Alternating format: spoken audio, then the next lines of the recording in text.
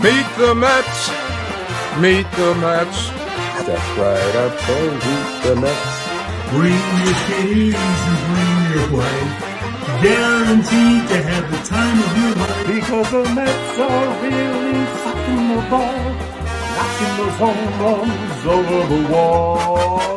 East side, west side. Everybody's coming down to meet the M-E-T-S Mets of New York Town.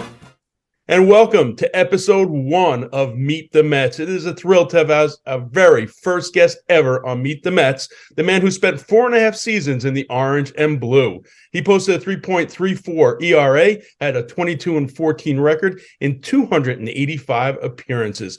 He led the team in games pitched in 1999 and 2000. He appeared in the playoffs twice, 1999 and 2000, and pitched in the 2000 World Series against the New York Yankees. So let's get right to it and meet Turk Wendell. So, Turk, right off the bat, favorite road stadium? I like Dodger Stadium. I don't think I'd have to look at some stats, but I don't think I ever gave up a home run there. I probably did, I just don't remember it.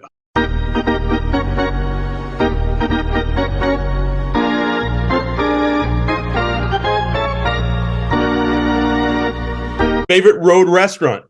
Ooh, I don't know. I didn't eat out a whole lot. I was kind of a hotel guy, just ballpark hotel. Geez, that's a good one. I think we're out of Japan in Chicago when we went there, Maggiano's, something like that. All right, this one's probably a little tough. Batter you owned and the batter that owned you. Well, two guys, top of my head. I did really well against Andrew Jones and Mark McGwire.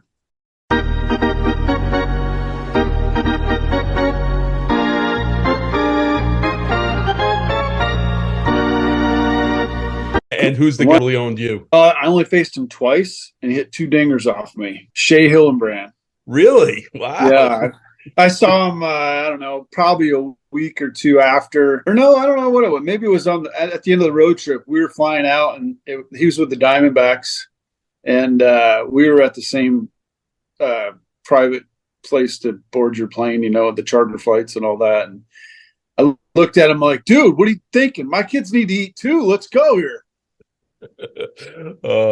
So player you played against that's not in the Hall of Fame but belongs there, and why? That's a good one. Really flipping through the Rolodex here.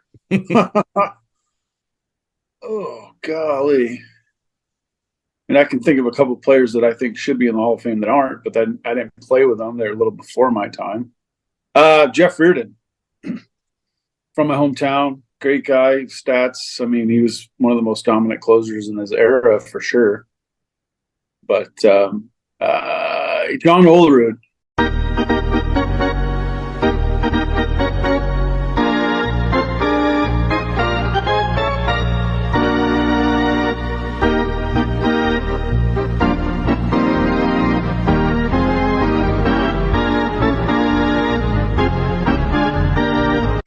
Strangest on-field conversation you've ever had, whether it be with a teammate, an opposing player, an umpire? Okay, I got a really good story for you here. Here you go. So it's Chicago, and I'm a setup guy at this point. I hadn't broken into like the closer kind of role that I did in '96, and I don't even know the year it was. But anyhow, it had to been '97. Yeah, it was '97. Because Mel Rojas just got signed by the Cubs to be the closer, and I was the closer the year before, so I backtracked that a little bit. Anyhow, I came in and relieved Kent Bottenfield in the top of the 8th inning. We're at Wrigley Field, and get out of the jam, and now it's a safe situation. So Rojas is in the game, and they say, hey, you're done.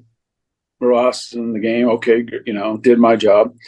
And I'm sitting in the dugout next to Bottenfield, and we'll watch for a little bit. And all right, might as well go hit the shower. So we go up and he does his locker's on their side of the clubhouse, and he was doing his thing. And I took my jersey and uniform off and everything, and I literally had my hand on the shower nozzle.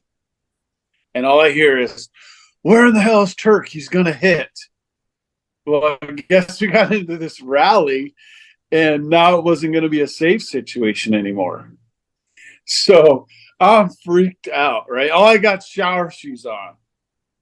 So I run back out into the clubhouse. My jersey was still hanging over the hamper where I left it. Threw that on. They took my pants. Now in Chicago, we only got 2 pairs of pants, one for BP and one for the game.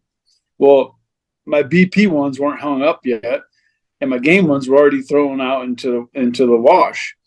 So our bullpen coach, Dave Bialis, who, I don't know, he probably had size 38 or 40-inch waist or something.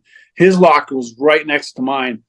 I just grabbed his pants, threw a belt on.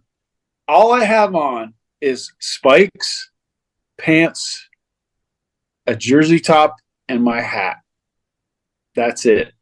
I get up to bat, and I walk.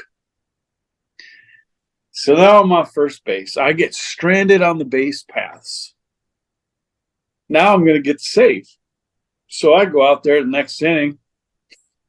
I mean, every single pitch, I'm like holding my freaking Fred and the boys, because I throw the pitch and I got my hand down at my crotch and my other hand up here like this. So I get 2 outs, and then I get 3-0 on the next batter. And Phil Regan's our pitching coach. He comes walking out to the mound. I mean, didn't miss a beat. He looked at me and goes, "You got a cup on?" I said, "Nope." He goes, "Didn't think so." Turned around and walked back.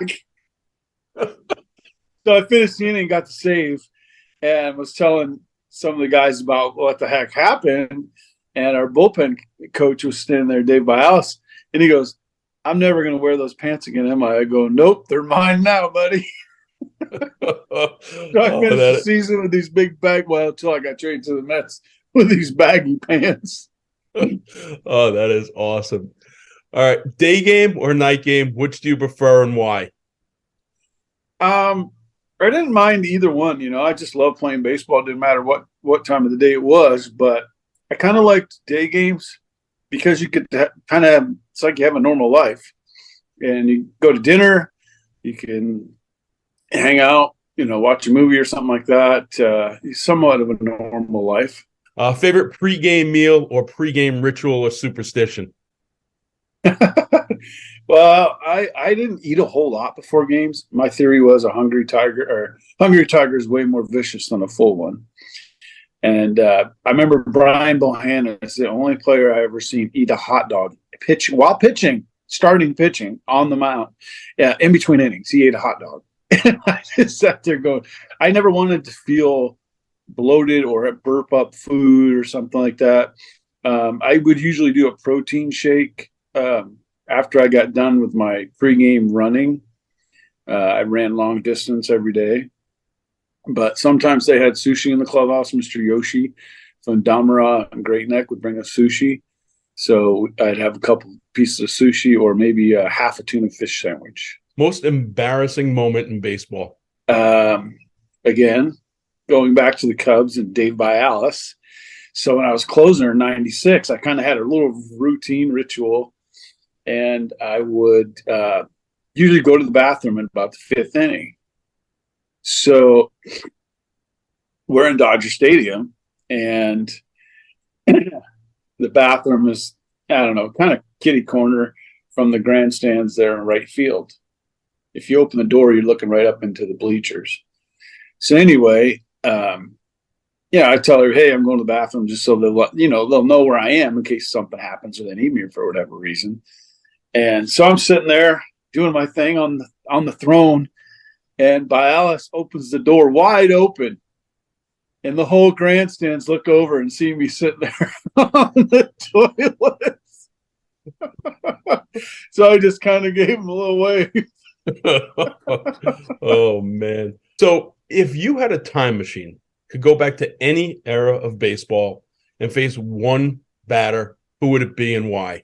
I'd probably say Hank Aaron because he's a right-handed batter, and I usually have better success against right-handed batters. So I would just want to see. I mean, fortunately, I got to know him because he was the head of player development when I was with the Braves and the head of the minor leagues. So a great guy. I think it would just be really cool. See what I could do against a hitter like that.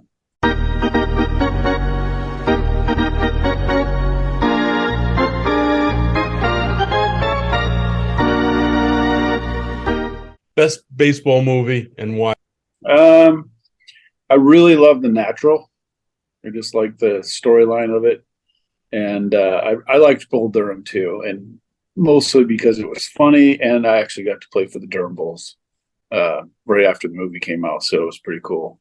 What was a memorable Met moment for you? Probably playing in the World Series. I mean, it's a pretty shitty moment of losing the first game and doing the walk of shame off the field at Yankee Stadium, but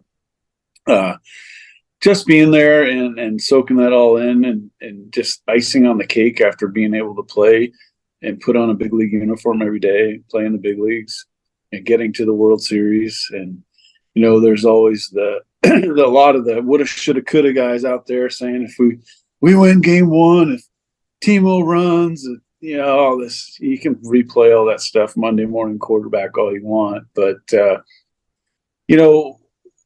we're out there playing and there's 28 other teams that wish they were there. So getting there is quite an accomplishment. All right. This is the last one, but it's the toughest. Sing as much of the Meet the Mets song as you can. Meet the Mets. That's about all I know.